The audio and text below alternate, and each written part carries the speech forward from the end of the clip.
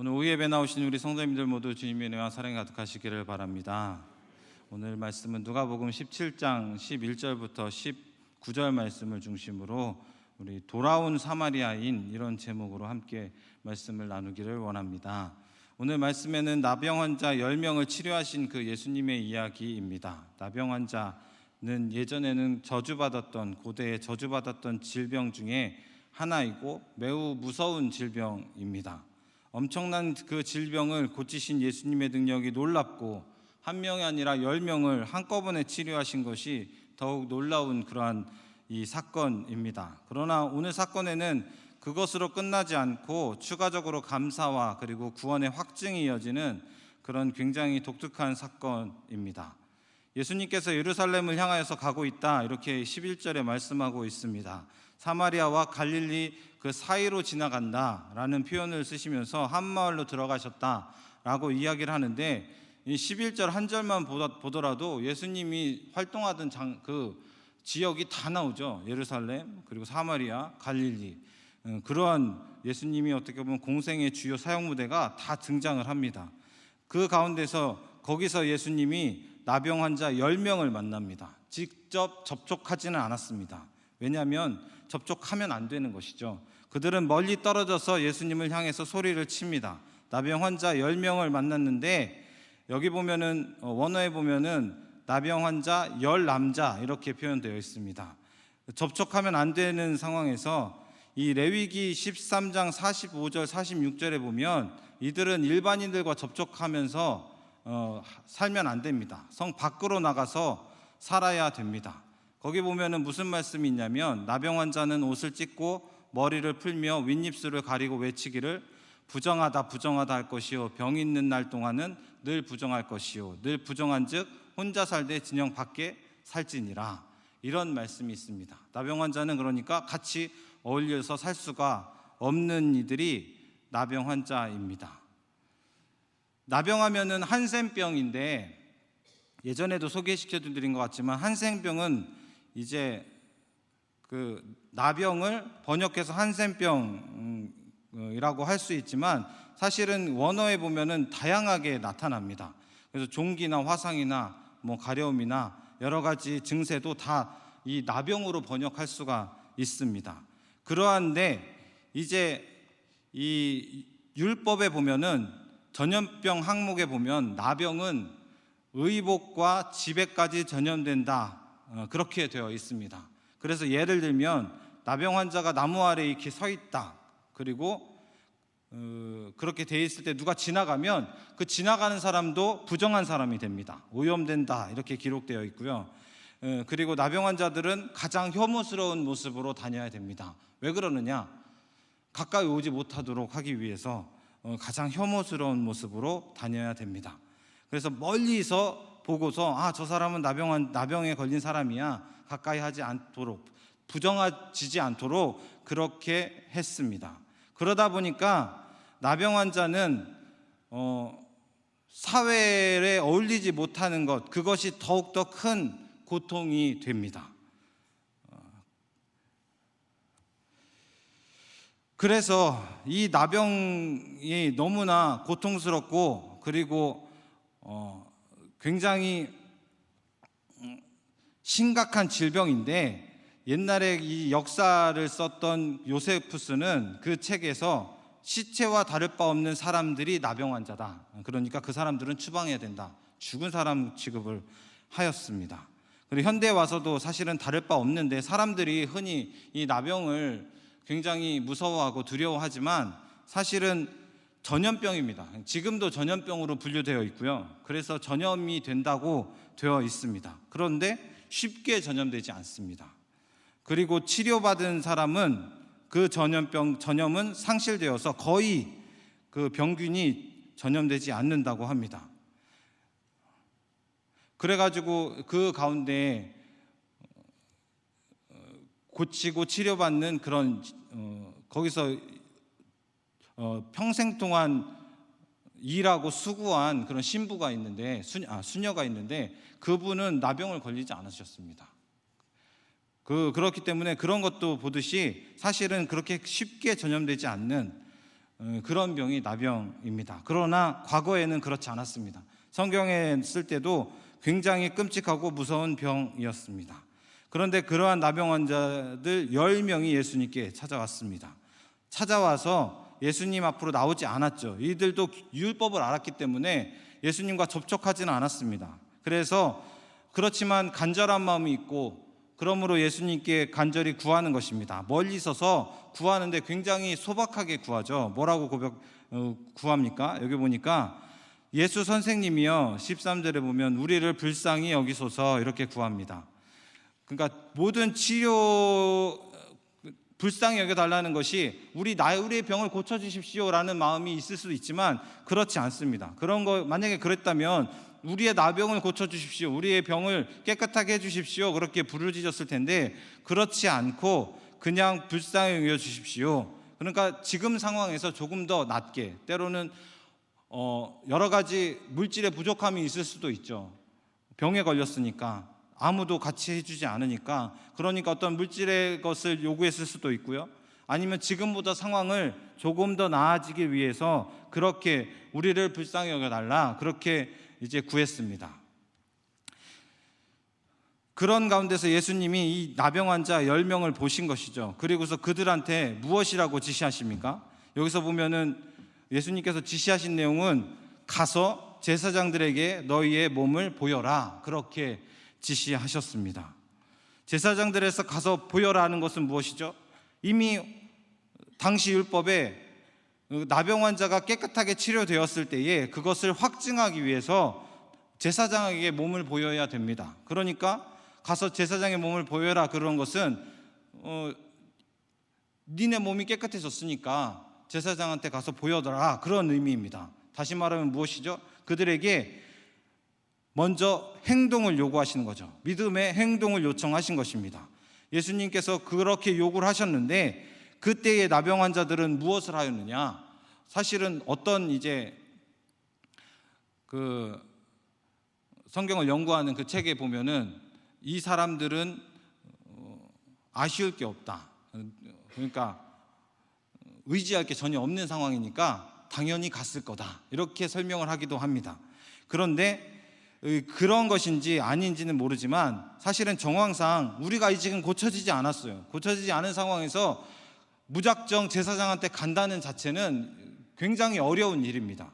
그러니까 금방 제가 말씀했던 것처럼 믿음의 행동을 보인 것이죠. 믿음의 행동을 보였을 때에 그들에게 어떠한 일이 일어납니까? 그들에게는 그들 중에 한 사람이 그 자신의 몸을 보고 무엇이라고 보니까 몸의 변화가 된 것을 깨닫게 되었다 이렇게 말씀이 되어 있죠. 그 자신의 몸을 보니까 깨끗해졌어요. 그 다른 사람들에게도 이야기했겠죠. 다 깨끗해졌습니다. 나병에서 해방된 것을 알게 되었습니다. 그런 다음에 이제 오늘 말씀에는 그것에서 끝나지 않고 이제 그 다음에 10명 중에 9명과 그리고 1명의 다른 행동을 말씀해 주고 있습니다. 9명은 어떻게 하죠? 그냥 자기의 갈 길을 가고, 그리고 1명은 어떻게 합니까? 예수님께로 돌아왔다라는 것입니다. 특히 이제 예수님께로 돌아온 사람에 대해서 집중하고 있는데, 여기 보면 예수님께로 돌아와서 발 아래 엎드리죠. 그리고 감사의 예를 올립니다. 이 누가복음에는 이러한 독특한 그 특징, 이제 누가복음에 쓰니 누가가 특징적으로 주로 쓰는 말이 있는데, 돌아온다는 것과 하나님을 찬양한다는 것과 엎드린다는 말을 굉장히 주로 씁니다. 그러니까 변화도 있고 예수님을 영접하고 믿음으로 구원받았던 그런 행위들에 대해서 이러한 일련의 단어들을 쓰면서 그것을 이제 정확하게 표현을 하고 있는데, 그 모든 단어가 다 들어 있습니다. 그러니까 이 돌아온 자가 예수님 이 병을 고친 사마리아 사람이 어떻게 합니까?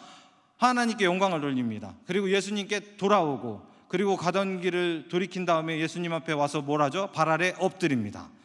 그러니까 하나님께서 고쳐주신 그 병, 예수님께서 고쳐주신 병을 향하여서 그대로 집으로 가지 않고 다시 예수님께로 돌아왔다라는 사실입니다. 여기서 이제 예수님께서 이 돌아온 자에게 질문 하나를 던지죠. 9명은 어디 있느냐 그렇게 물어봅니다. 안타까운 심정을 가지고 물어보는 것이죠. 왜 이 이방인 외에는 하나님께 영광을 돌리러 온 자가 없느냐, 그렇게 예수님께서 말씀해 주셨습니다. 예수님께서 말씀해 주시지 않았으면 이방인인지 아닌지도 몰랐는데 지금 이방인 이 사람이 돌아온 것이죠. 나머지 사람은 자기 제 갈 길로 갔습니다.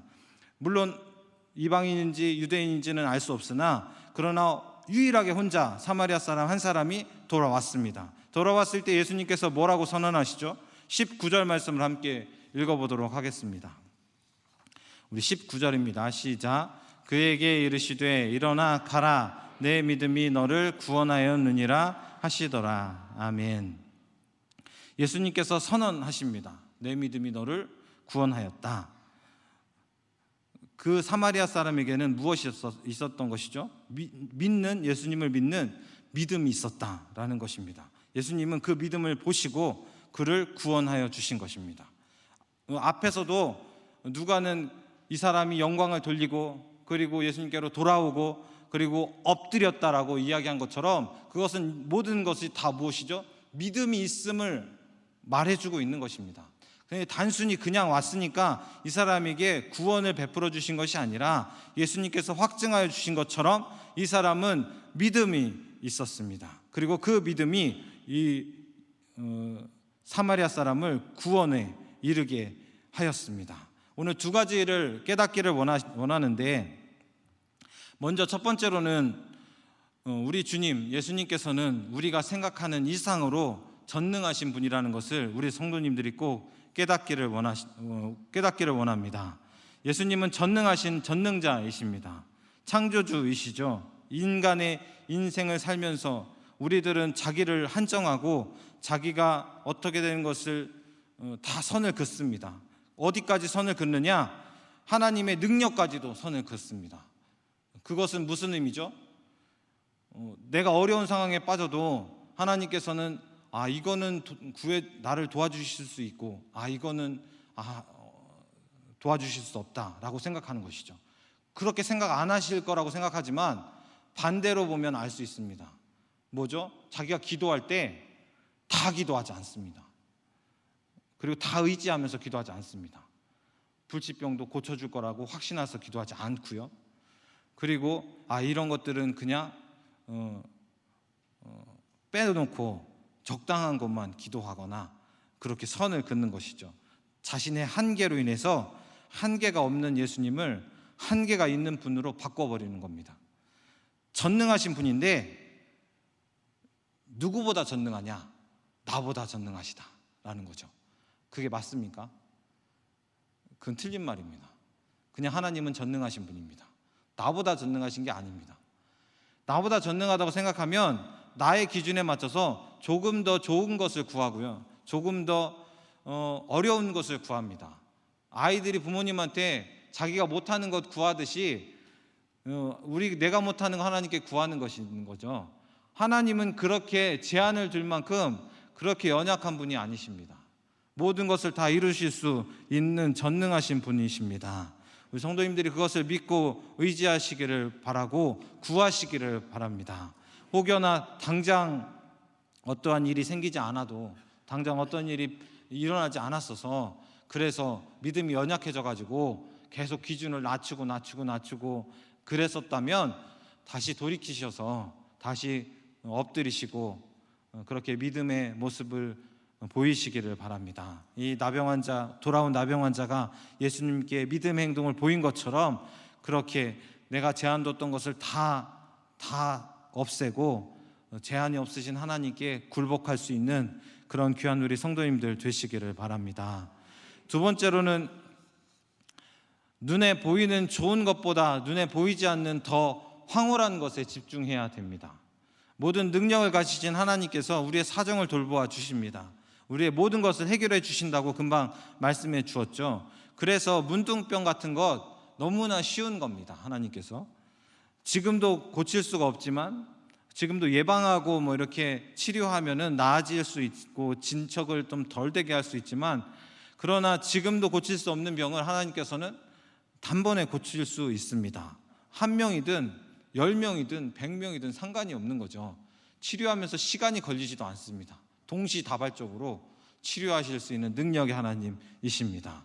그러면 이 병에 고쳐지는 일들이 여러 가지 모양으로 나타나는 것인데, 그 모양들을 보면서 사실은 의아해할 수 있습니다. 그런데 그거는 어떻게 보면 의아해할 것이 아니라 너무나 다양하게 하나님께서 우리에게 역사하시는구나 라는 것을 체험하는 것이 더 중요합니다. 예를 들면 오늘 말씀에 보면은 예수님이 뭐라고 하시죠? 제사장에 가서 보여라 이렇게 얘기하죠. 그 사람의 손도 대지 않으시고 병이 나을지어다 이런 그런 것도 하지 않으시고 그냥 제사장에게 보여라 이렇게 하니까 병이 그냥 고쳐진 거죠.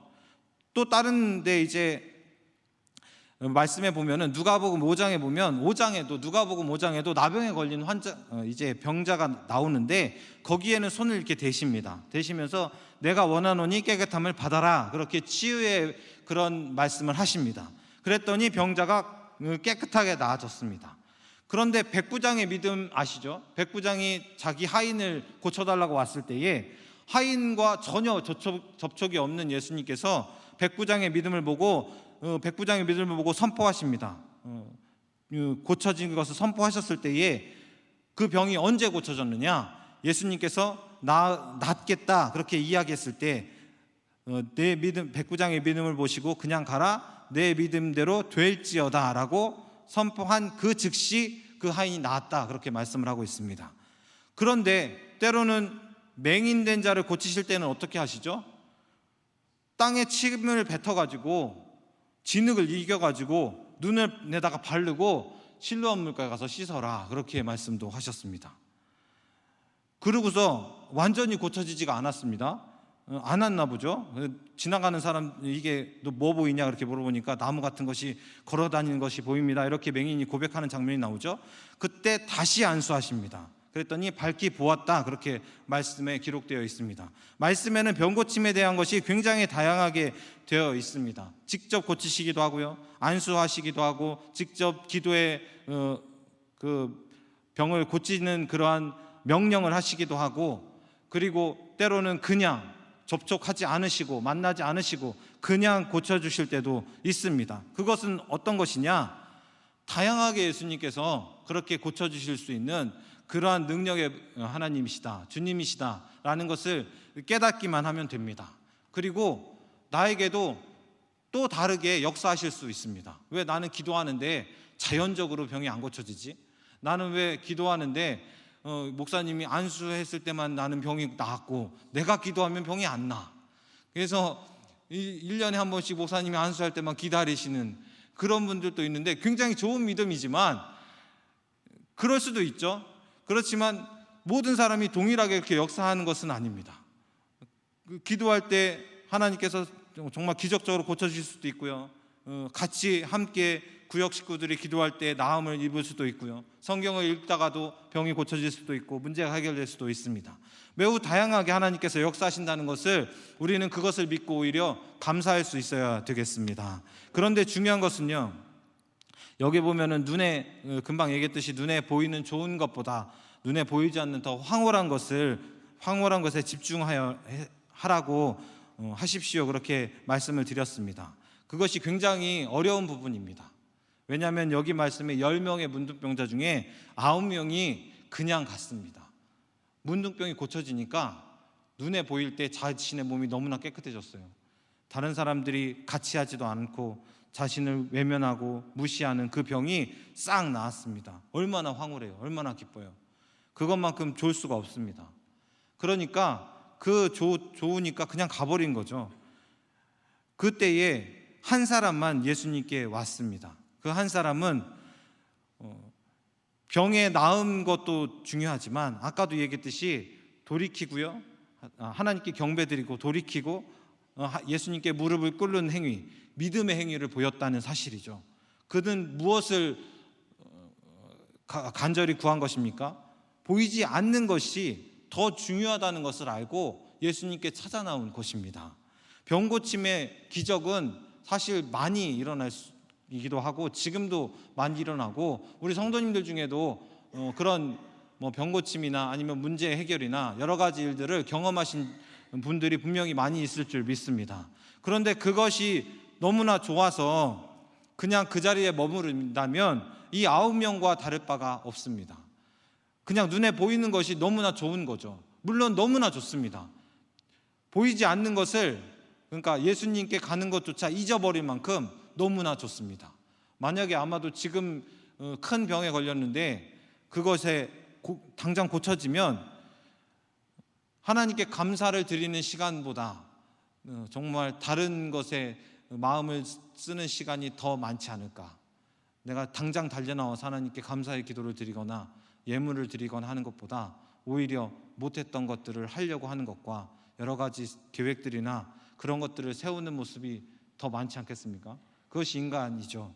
그러니까 9명은 그냥 제 갈 길로 간 것입니다. 그러나 한 사람만이 돌아왔고요. 그 사람은 더 황홀한 것에 집중하고 찾아 나왔을 때에 그 더 황홀한 것이 무엇이죠? 구원을 받았습니다. 영혼의 구원을 받았다는 사실입니다. 우리 성도님들 또한도 그러한 역사가 삶 가운데 있기를 원합니다. 그 황홀한 것에 집중할 수 있는 우리 성도님들 되시기를 바랍니다.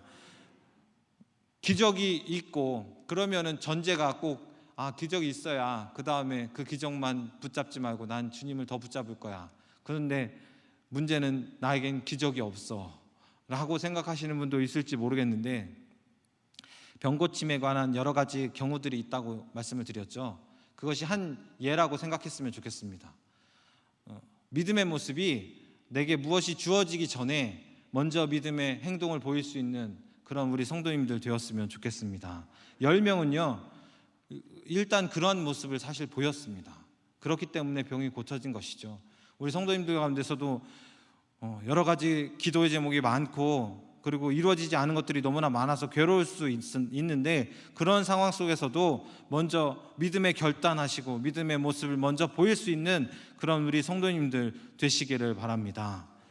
우리 앞에는 여러 가지 하나님께서 주신 사명들이 우리 교회 안에 있습니다. 돼지 구입하는 문제도 있고요. 그래서 예수 생명 축제를 통하여서 전도하는 문제도 있고요.